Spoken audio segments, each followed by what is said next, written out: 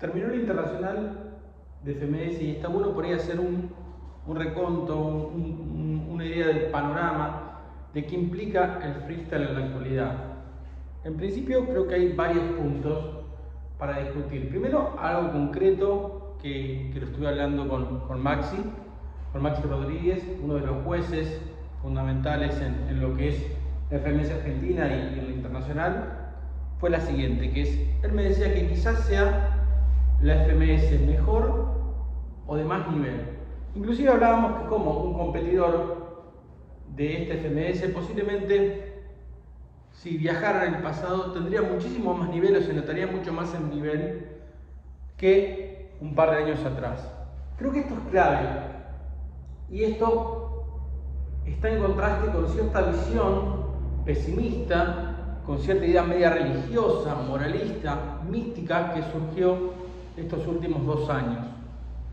Creo que cuando se habla de las redes, de las discusiones en las redes, de los generadores de contenido, de esa discusión que se da, de alguna manera está de fondo esta discusión con cierta religión del freestyle, esta idea de cierta intolerancia del freestyle, cierta caza de brujas del freestyle que contrasta con esta idea de nivel. Entonces, por un lado tenemos un nivel técnico cada vez más alto y por otro lado tenemos un movimiento antitecnicista, irracional, porque acá ponemos lo técnico como una racionalidad,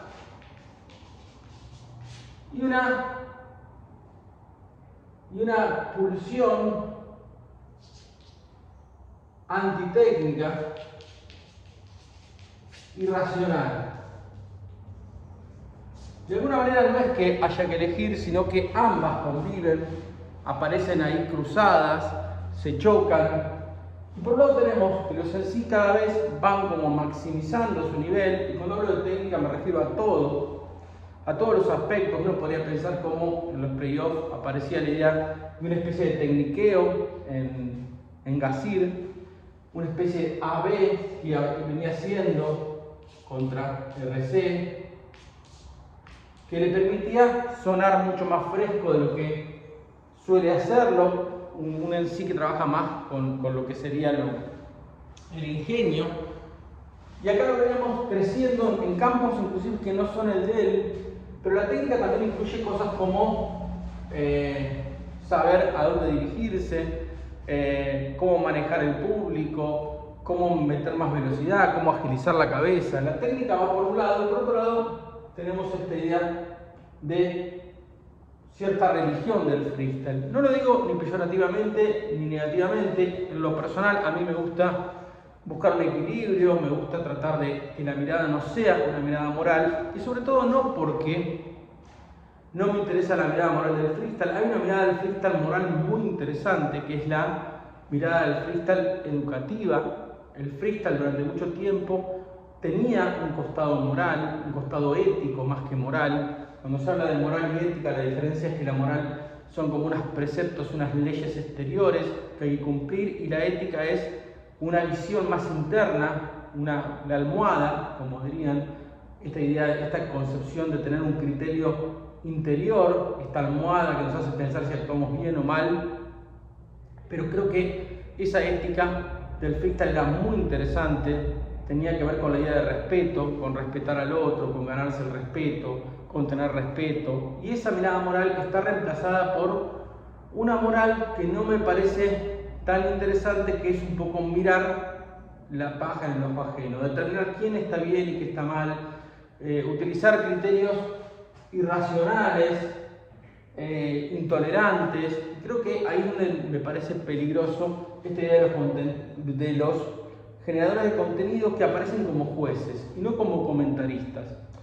Lo digo sabiendo que en este momento histórico, tanto lo técnico como lo antitécnico o atécnico nace de alguna manera del mismo momento histórico. En la medida que se profesionaliza, sale como una resistencia hacia lo artesanal, pero me parece que es interesante en toda la dimensión esto que estamos viendo. Lo primero que decíamos es esta premisa que me decía Maxi, que tenía que ver con que posiblemente haya sido una de las FMS de mayor nivel de los participantes, de todos los participantes que estaban incluidos en ella.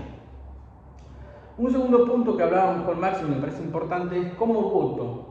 ¿Cómo votan los jueces? Acá aparece otra figura, los generadores de contenido por un lado, en este ecosistema, por otro lado, nos metemos ahora con lo que serían los jueces. Y acá es importante, a veces influye un criterio y el otro.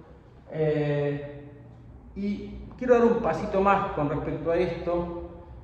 Estos generadores de contenido muchas veces terminan pregonando un elitismo de entre nosotros decidimos, juzgamos, y acá aparece algo importante donde se cruza con los jueces que tiene que ver con cómo voto, qué cantidad de puntos voto. Si yo voto, como hace por ejemplo Juan Sin, que en un promedio de 2, ¿no? El 2 aparece como un punto intermedio, como una especie de promedio. Esto era un poco cuando yo era juez del FMS en 2019, en esa reunión que tenemos con Mufasa, que en ese momento Mufasa estaban dentro de Urban, se hablaba de este 2 y que permitía un 1, un 3, un 4. Era como una idea de, si el puntaje era de 1 a 4, el 2 suponía como una media.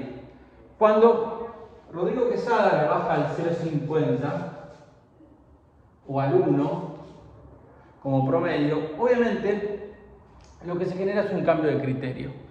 El cambio de criterio supone muy interesantemente cómo posiblemente si yo elijo puntuar con 2, voy a terminar valorando la regularidad.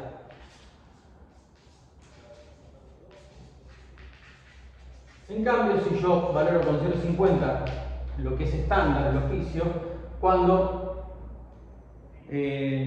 puntúo voy a saltar a puntos como 3, 4, y ahí lo que voy a valorar es lo excepcional. Lo ordinario, lo extraordinario, ¿no? Y entonces acá, si uno busca, por ahí quedaría mejor así. El 2 por ahí trabajaría lo ordinario y lo extraordinario lo votaría cuando yo intento poner una media baja, anular de alguna manera la planilla y solamente votar los puntos altos de la planilla. Obviamente, y ahora fíjense, si votamos con el primero o el segundo, vamos a cambiar concretamente los criterios. Yo creo que hasta acá me parece muy interesante. Digo, si votamos la final con el criterio de arriba, posiblemente el ganador sea 1. Si lo votamos con el de abajo, posiblemente sea el de abajo. Quiero decir, uno u otro va a cambiar según si yo evalúo el techo, los puntos más altos, los high de la batalla, o los puntos más bajos, o los puntos más regulares de la batalla. Esto es importante. Si yo no evalúo el oficio, obviamente cuando un en sí está buscando, no van a sacar diferencias en ese punto. Y creo que acá es importante. Yo creo que tal vez acá lo que deberíamos pedirle a los jueces y posiblemente a los generadores de contenido o a los jueces que terminan siendo influenciados por estos generadores de contenido o al revés, es cierta coherencia en algún punto entre una cosa y la otra. Porque si yo soy un creador de contenido y utilizo la escala de abajo, que es lo que busco es lo extraordinario, después no puedo evaluar de manera caprichosa un en sí que, y esto es un poco la pregunta que me hacían, por ejemplo, tal vez una contradicción de Rodrigo Quesada, y lo digo sin intentar polemizar, es que evalúe a un tipo como Chuti, que Chuti es un en sí ordinario, es decir, que no consigue técnicamente cosas que escapen a lo racional. De alguna manera, Chuti es Dios, él mismo lo dice, y Dios es la ley, y la ley es la regla. Entonces, de alguna manera, alguien podría hacer el chiste, como hacían hace un rato cuando lo comentaban, que a mí me parece más serio trabajarlo así, de que, bueno, esa religión del freestyle tiene a Chuti como Dios, ¿no? Y es la única regla, el único ser omnipresente, pero me pareciera que a mí me suena más a contradicción si yo estoy evaluando Si quieren, trabajamos un poco el recorrido de lo que fue Chuti en la internacional. Creo que fue muy bueno en muchos puntos. Empieza una primera batalla con Letras, un Letras que en los playoffs se había revelado como el posible candidato, un en sí que de alguna manera cumplía con las reglas de lo extraordinario, en el sentido de que iba más lento que esa velocidad de los hipertécnicos. Este punto habría que charlarlo, los modelos actuales. Voy abriendo ventanas y trato después de trabajarlas en la actualidad. Hay dos modelos en sí. Por un lado tenemos los hipertécnicos, y como dije, fueron los que lograron esta aparición de los hipertécnicos, tipos que se basan en la técnica y que van hacia adelante a partir de esa técnica. A partir de los hipertécnicos es que se logró lo que decía Maxi al principio de esta clase, que es que todos subieran el nivel máximamente al extremo. Y por otro lado tenemos algo que yo le llamo freestyle total, pero que podríamos llamar también repentismo. Y el repentismo también nos permitiría explicar por qué aparece de alguna manera un tipo como loquillo dentro de las posibles gamas del presente.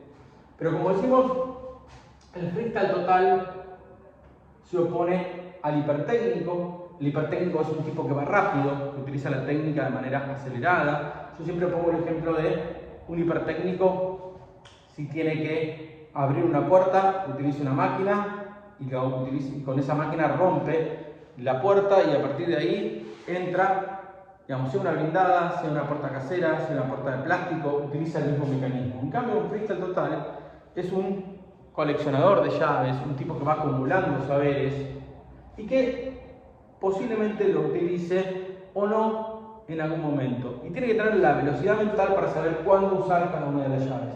Pongo un ejemplo de Larry Campeón. Larry Campeón, yo lo conozco de distintos niveles, más allá de todo soy amigo de él, pero en algún momento había estudiado todas las capitales del mundo y todavía no lo usó, pero si en algún momento le toca algo relacionado con eso, seguramente haga un minutazo con las capitales del mundo porque los tiene incorporados en su formación.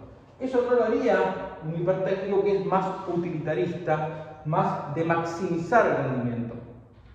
Digo esto y empezamos a conectar todas las cosas que decimos. Chuti se enfrenta entonces a un Letras que aparecía más como un freestyle total, un freestyle que al menos se oponía al hipertécnico ante la velocidad del hipertécnico, ante el ingenio procesado del hipertécnico. Aparecía un Letras tranquilo, pensante, buscando la manera de encontrar en el presente. El freestyle total trabaja en el presente, por eso le llamamos el repentismo, lo que aparece así en el momento, ¿no? Y ahí aparece la segunda batalla que vamos a analizar luego de Loquillo, pero en algún punto ese Letras aparecía, ¿no?, como un modelo posible en el playoff.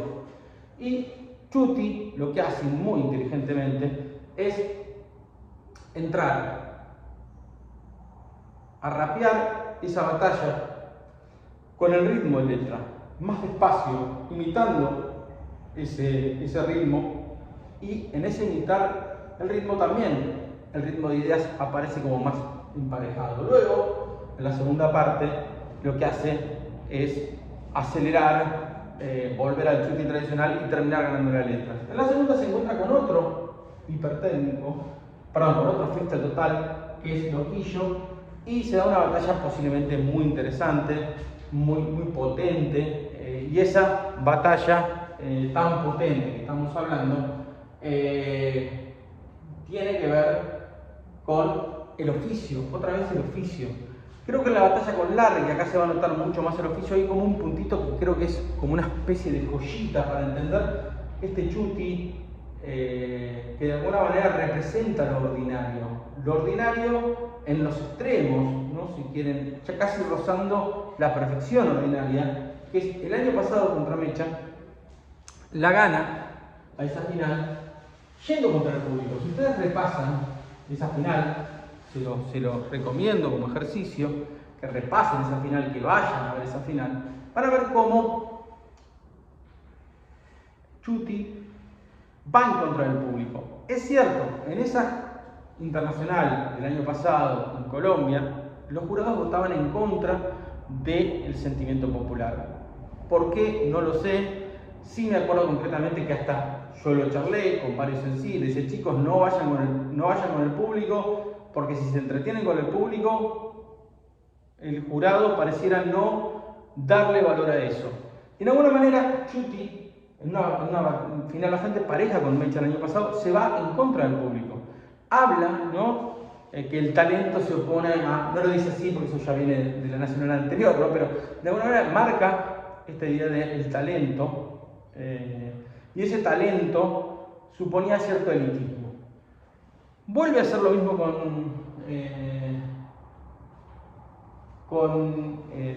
con Larry, y acá me parece abrir otro capítulo más, ¿no?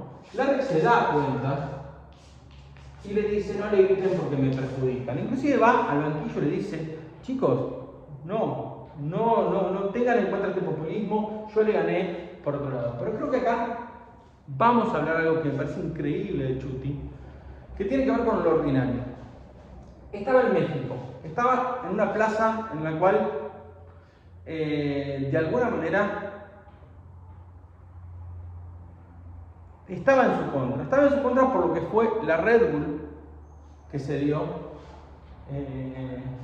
y que de alguna manera queda fuera Asesino. Entonces de alguna manera el público, todo lo que había ganado en Colombia Chuti, pareciera que se lo cuestiona en México ahora.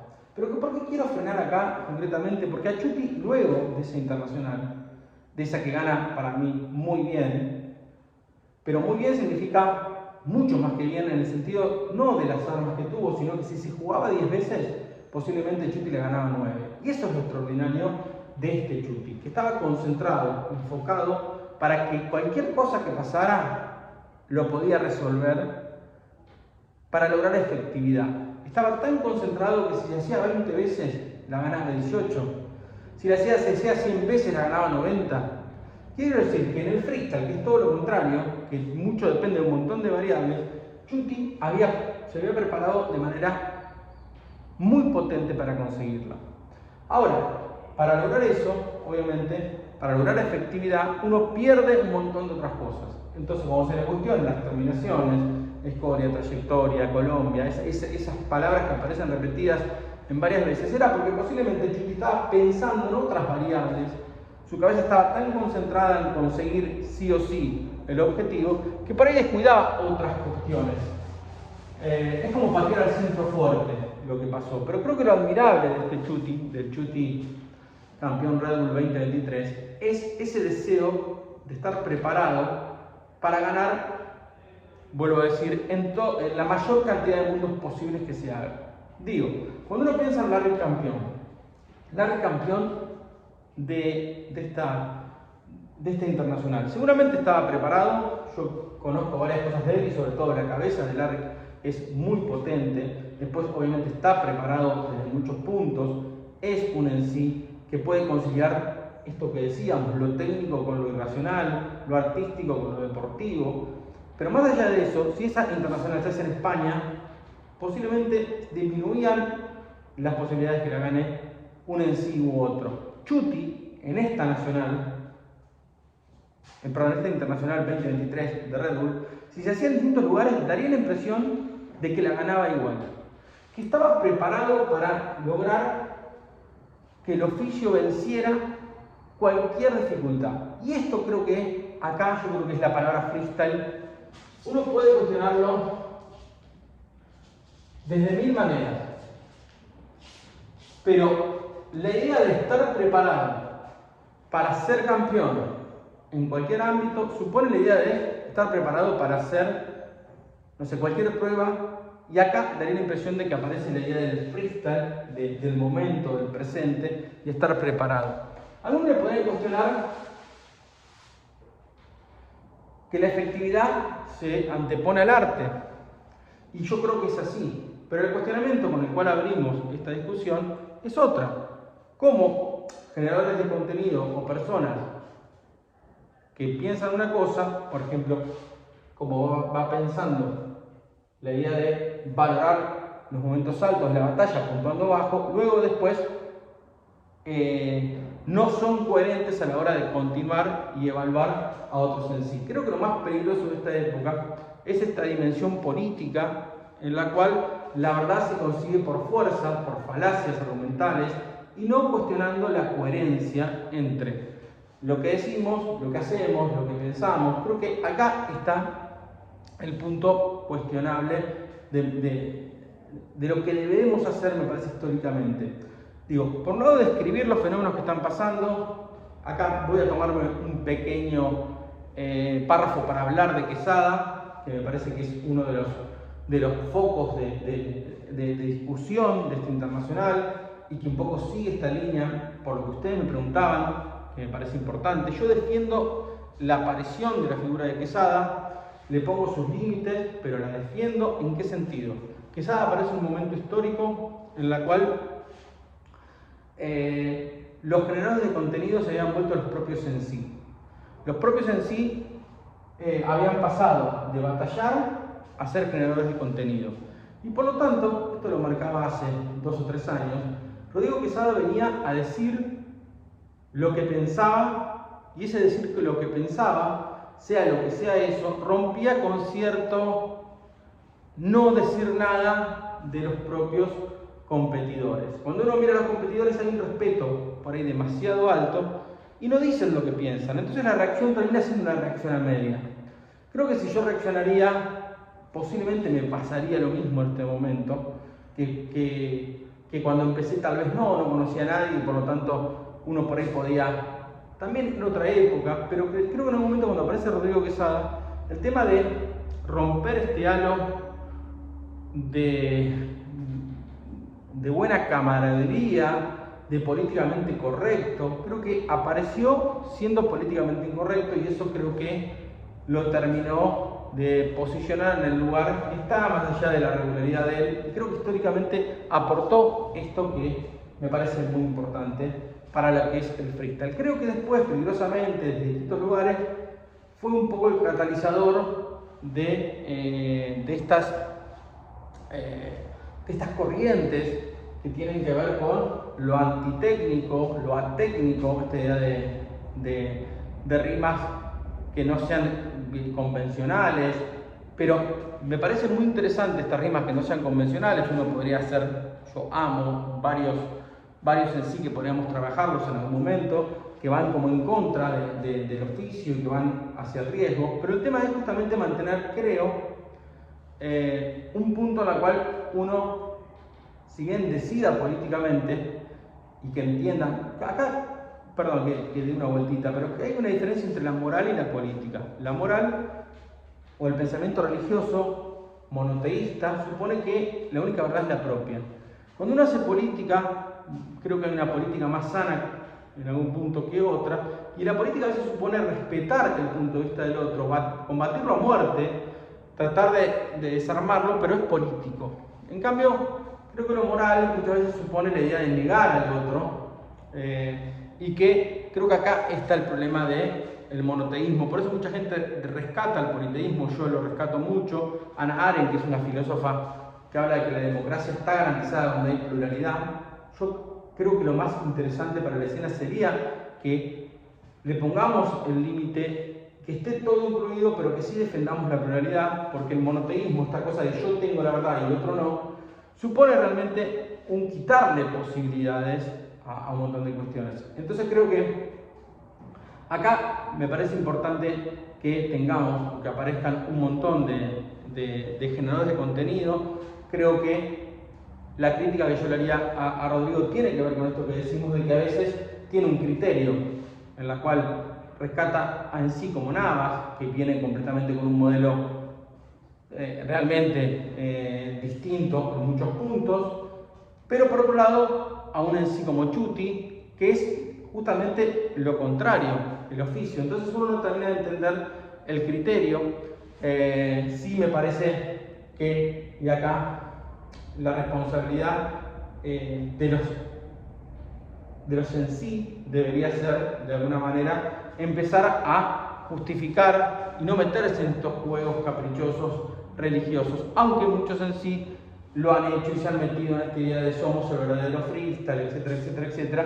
Y yo creo que ese mismo acto de ser el verdadero freestyle termina como de alguna manera quitándole la verdad, que la verdad no es la verdad en singular, sino las verdades de todos los que están buscando y haciendo freestyle. Creo que en esa pluralidad está la frescura. Sigo un poquito más, creo que me detuve bastante en algunas cuestiones. Creo que acá aparece otro punto importante, que es el cuestionamiento del público. Y yo no... A ver, vuelvo al concepto vuelvo a escribir sobre el mismo lugar que escribí recién.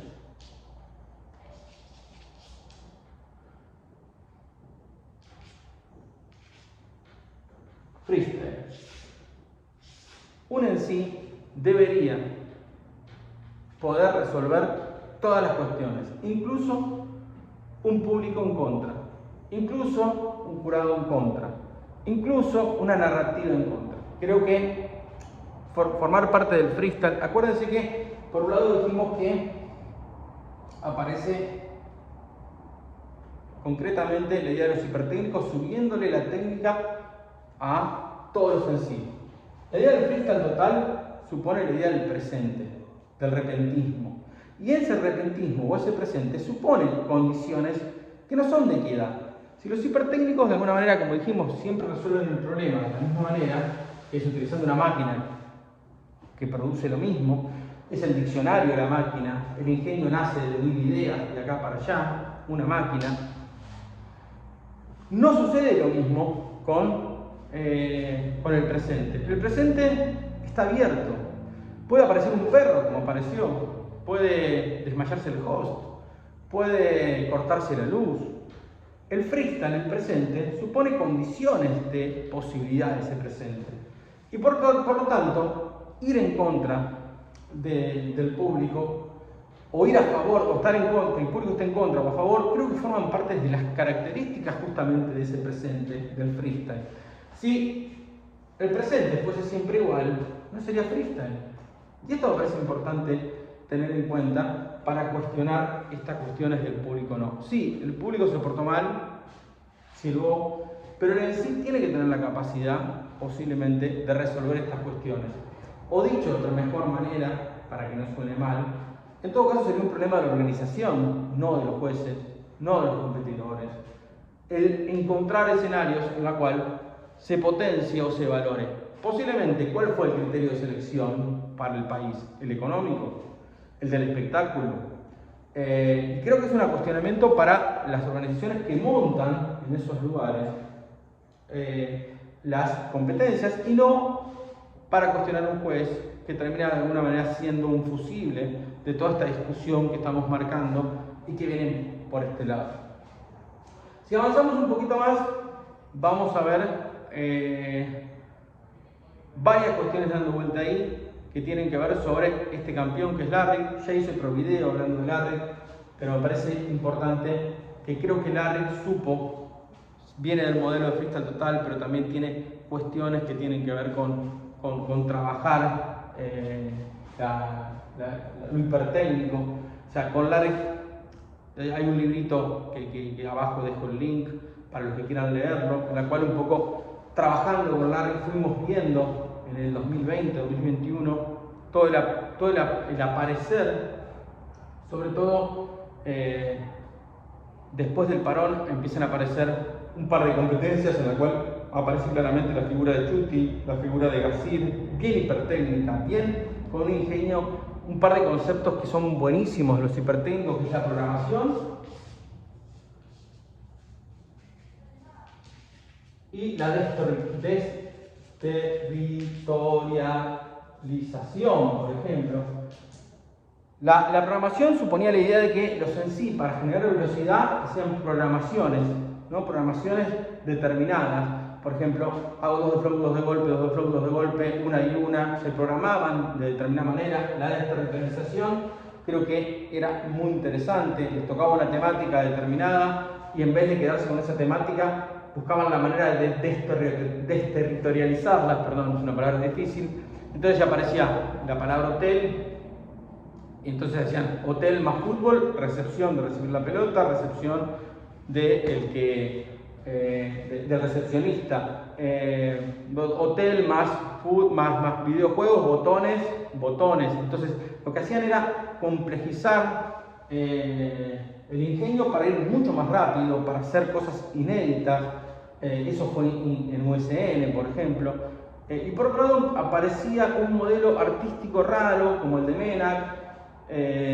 ¿Y qué pasaba con Menac? Nosotros en ese momento con Larry, como admiradores, mirábamos a ese Menac que aparecía post pandemia, y era un tipo que parecía hacer saltos cuánticos. De repente era hardcore, de repente tenía un flow descontrolado, de por momento se iba a cierta esquizofrenia mental, y eso era de manera azarosa. Y ese azar, ese cambiar de manera azarosa, nos permitió ver en su momento con Larry un modelo que era el modelo artístico, con una paradoja increíble del modelo artístico. Estos son claves, todo lo que estamos diciendo son todas claves para pensar el presente.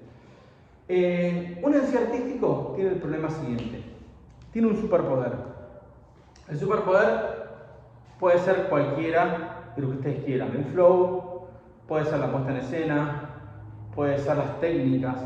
Y ese superpoder es lo que la gente espera ver. Entonces se pone ansioso y lo pide. Y si él en sí termina dándoles todo el tiempo eso, el superpoder, el turbo, termina fundiendo su propio estilo. Termina haciendo que su propio estilo se gaste a sí mismo. A Replic, yo le pido a Replic que sea Replic todo el tiempo, y en algún momento ese Replic no sabe hacer, porque ya no es él mismo, compite contra su propio pasado, con su propio desgaste. Entonces los artísticos, que Menac obviamente supongo que lo hacía de manera espontánea y no podía administrarlo, tenía que ver cómo hago para sostener mi estilo más allá de ese desgaste. Y en ese punto, con Larry, empezamos a ver la idea del neutro. El neutro sería tener habilidades que, como son comunes a todos los en sí, nadie los percibe como procedimientos. Simplemente el ingenio podría ser, y termina funcionando como un mecanismo que está en determinados momentos de la batalla y que permite que cuando sí surja el superpoder, el turbo de cada en sí, tenga sentido lo que se está dando. Uno podría revisar el Papo 2018 y todas sus continuidades para ver justamente un primer modelo artístico que para mí fue clave en el desarrollo de los artísticos, en la cual uno veía, por ejemplo, en el 2018, uno recuerda o va a las primeras fechas, ve un en sí que trabajaba con tecniqueo en el easy mode. Después se ponía a hacer dos ideas en el hard mode. Después en las temáticas buscaba la manera de personalizarlas, de pasarlas por Papo más Malvina, Papo más muy inteligentemente. Se ponía hardcore en la última parte de la batalla con su técnica bien de jugar al borde. O sea, es un en sí vieja escuela y por lo tanto a veces juega con personales, juega con cosas que están como en el cinturón. Digo, si te enojas perdés, si no, pero interesantemente ese Papo aparecía como generando, pero fíjense cómo la variedad de recursos le daban a Papo la posibilidad de sostener un modelo artístico. Y obviamente el plato de la casa eran los minutos en la cual el flow, que empezaba con un crescendo, subía, bajaba, hacía un juego técnico, terminaba siendo un poco la estrella o el vedette cuando terminamos de entender de qué jugaba Papo en ese momento. Pero los artísticos entonces tienen que tener la capacidad de administrar su superpoder y no caer ante el deseo de la gente que le pide que usen ese recurso especial de manera ordinaria. Esto creo que es clave y fundamental para pensar esto. Obviamente, esos pics, ese superpoder, si lo pensamos desde lo religioso, que es el tema que venimos diciendo, supone la idea de esperar el milagro, ¿no? Una especie de en sí tratando de conectarse con las musas, que obviamente creo que en muchos en sí es una búsqueda muy interesante, pero sin embargo creer en algún punto en esta idea también forma parte del aburrimiento del freestyle. Digo, o sea, reducir el freestyle a una corriente termina siendo muy nocivo para la propia movida. Cuando uno analiza el gran éxito del Quinto, uno ve como la gran... Nos falta trabajar las narrativas todavía, y creo que voy a tratar de hacerlo ahora, pero no sé si nos va a dar el tiempo, pero me parece importante. Lo voy a anotar para no olvidarme el tema de las narrativas.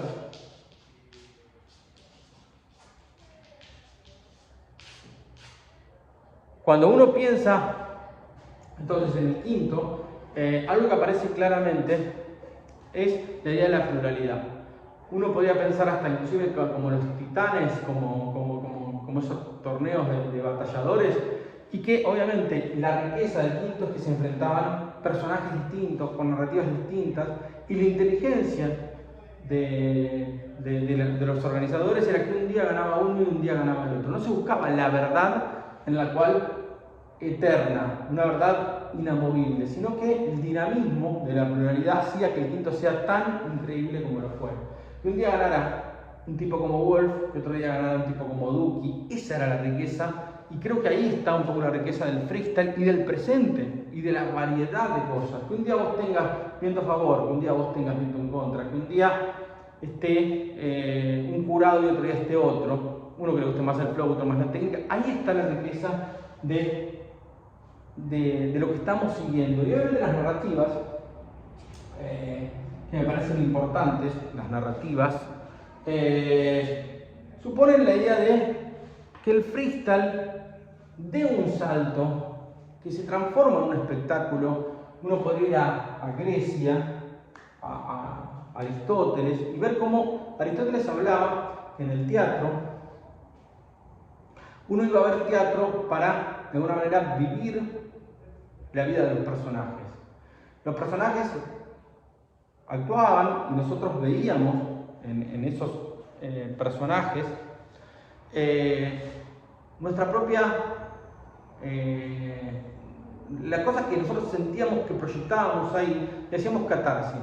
La historia del otro entraba y nos hacía que nosotros viviéramos los sentimientos de esa persona y que de alguna manera tuviéramos la capacidad de hacer catarsis. Las narrativas entonces de alguna manera suponen esta idea de que uno viva ese relato en primera persona, lo conjugue en primera persona y que lo viva en primera persona. Las narrativas son claves. Las narrativas tienen que ver con que el freestyle sea más que freestyle y que el espectador pueda ser más que un participante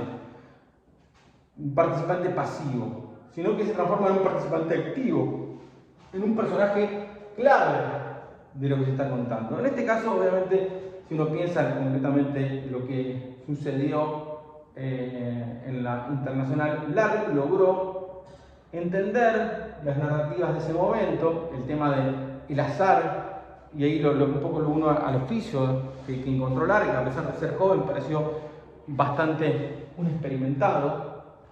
En ese azar, en eso de casi haber quedado fuera del internacional, de entrar al último momento, le permitió aquella narrativa que tuvo Bennett, reserva que sale campeón.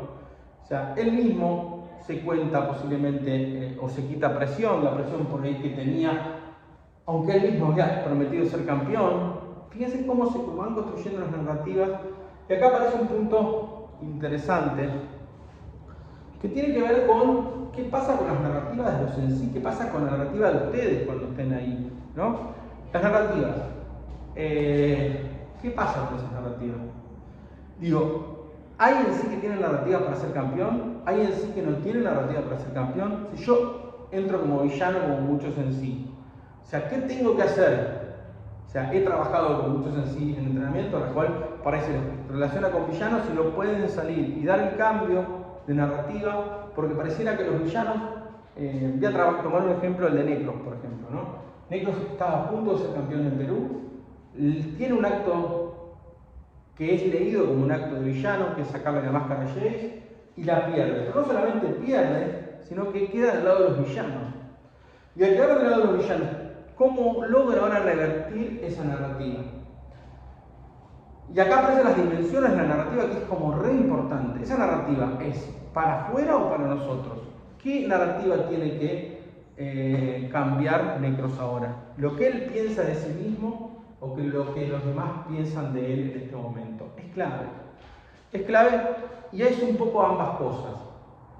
Pero tal vez, para terminar esta clase, que creo que recorrimos un montón de cosas, me gustaría hablar, por ahí no tanto como profe, ahora, sino como entrenador, de los problemas que suelen tener los en sí.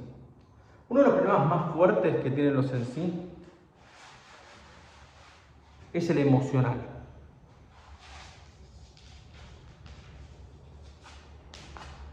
Uno podría agregar uno anterior, que es el problema del ego. Tal vez un problema anterior es el problema del ego. Toda la primera generación de en sí, de la primera camada, muere con este problema del ego, que tiene que ver con esta idea de soy campeón y después tengo que enfrentarme con otro y tengo que mantener esa postura, y por ahí llega alguien nuevo y me cuesta, y a partir de eso, de lo que debería ser, es lo que me termina impidiendo volver a seguir en otras generaciones. Este problema lo resolvieron la segunda generación a partir de un montón de recursos, tipos como Deto, como Papo, como Chuti, como Asesino, ya resuelven este problema que tiene la primera generación, pero sí muchos de ellos tienen problemas que tienen que ver con lo emocional y tienen que ver concretamente con en sí. Si en el primero de los problemas, en el problema del ego, la gente se cree lo que logró va a ser lo que son, y eso que son no puede cambiar, y por lo tanto no pueden salir del personaje, el personaje se los come. El problema emocional tiene más que ver con qué hago con mi talento.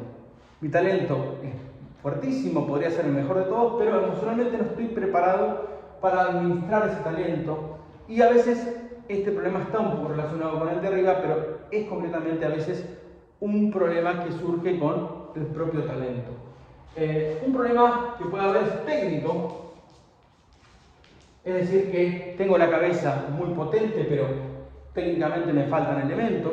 Uno podría poner, fíjense, como un caso como el de Toki, que por ahí técnicamente no es tan potente, pero emocionalmente es muy fuerte, como a veces lo emocional termina venciendo lo técnico, y al revés, como en sí muy técnicos pueden no tener la capacidad emocional para sostener esta cuestión. Creo que es clave ir detectando estas cuestiones y ir resolviéndolas. A veces lo emocional se resuelve en una terapia o construyendo un oficio, entendiendo que cuando yo hago freestyle es una cosa distinta a mi vida, y justamente en esos momentos donde hago freestyle lo que hago es estar en un modo distinto. La persona queda al costado. Cuando uno construye esa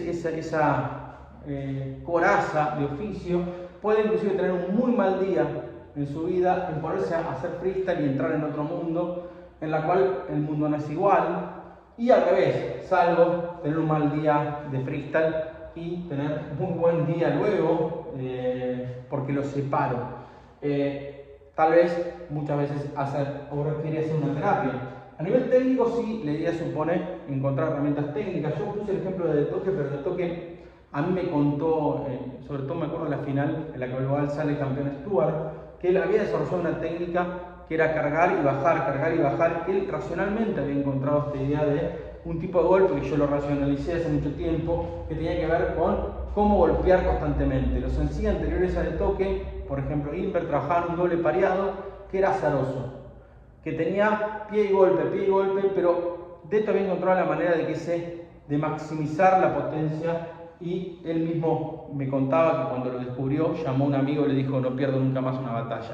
Digo que inclusive hasta en sí, que pareciera que técnicamente no son de lo más potentes, sí igual tiene que haber una técnica, al menos privada, que le permita, por ejemplo, en la actualidad, la última vez que se lo vio, se lo encontró haciendo técnicas impresionantes, que era, por ejemplo, lo que tiene que ver con romper la cuarta pared, ¿no? Quién es Diu, o enfrentarlo a putear los 77 antes que empiece, el uso de los paratextos, pero siempre uno encuentra en Deto determinadas técnicas que se repiten, ¿no? Poner el micrófono en el suelo. Hay un montón de cosas que uno supone que tiene que ver con algo técnico, patear la botella Papo. Bien, y creo que el último de los problemas que se está viendo en la actualidad tiene que ver con las narrativas. ¿Cómo crear una narrativa? O sea, a mí me pasó con varios en sí, por ejemplo, que por ahí no tienen la capacidad de construir la narrativa y por lo tanto pierden un montón de eventos por no tener narrativa, por venir del interior o por porque están en un lugar donde hay muchos en sí como ellos, o porque hay un en sí como ellos. Hay un montón de cuestiones para pensar las narrativas. Una es el propio sistema. Si uno está en un lugar donde hay un en sí parecido a uno, uno triunfa y otro no. Entonces lo interesante es encontrar una diferencia para justamente no ser alguien que copie el estilo de otro. Pero más allá de que uno tenga un estilo, supongamos que uno consigue un estilo de villano, como marcábamos hace un ratito con Necros, puede que después eso me impida avanzar y crecer porque la gente me mete en esa narrativa. El tema de las narrativas es un tema muy complejo, muy actual, se utiliza o se analiza inclusive en la filosofía, y supone la idea de que cuando nosotros vivimos el presente, de alguna manera, ese presente está anclado a un pasado y un futuro. Es decir, había una vez, pero un día y finalmente. Y cuando yo estoy en el presente, esas narrativas van o hacia una conclusión o hacia un pasado. De hecho, cuando vivimos la historia, la gente a veces piensa que el futuro va a un apocalipsis o a un progreso indefinido, o sea que siempre estamos contando narrativas y siempre nos gusta contar cuentos. Y obviamente en el freestyle se logró también esta idea de lo que serían las narrativas. Acá marqué una serie de problemas que estamos encontrando y obviamente creo que ahí estaríamos con varias cuestiones. Después obviamente hay un problema muchas veces generacional, que me parece interesante ese problema generacional. Quizás no sea tan importante, pero lo quiero marcar ya que me lo acordé. Generacional, que es cuando uno aprende a rapear en una generación y empiezan a venir nuevas generaciones, tiene que acomodarse a las próximas generaciones y no es una tarea fácil, es una tarea bastante compleja por momentos. Inclusive los en sí que yo conozco, que he trabajado, que han dado saltos generacionales como base, es impresionante como al principio a veces tienen determinadas cosas o técnicas que no son racionales, sino que tienen que ver con su pasado. Energy, me acuerdo de Mar del Plata, que le pasaba lo mismo, y que cuando se dan cuenta pueden dar saltos, pero obviamente requiere un gran esfuerzo saltar de una generación a la otra. Bueno, hemos hecho un recorrido, una clase con un montón de cuestiones para pensar el presente. Creo que más allá de todo, creo que está bueno que ustedes vayan comentando abajo. Cualquier duda también pueden escribirnos a EDR Escuela de Rap, donde un poco debatimos y trabajamos todas estas cuestiones de manera personalizada, pero creo que está bueno que ustedes me comenten en lo que sería los comentarios qué temas les interesan trabajar y a partir de ahí empezar a trabajar. Sé que es una clase larga la que di, pero me parece interesante empezar a hacer este tipo de reflexiones.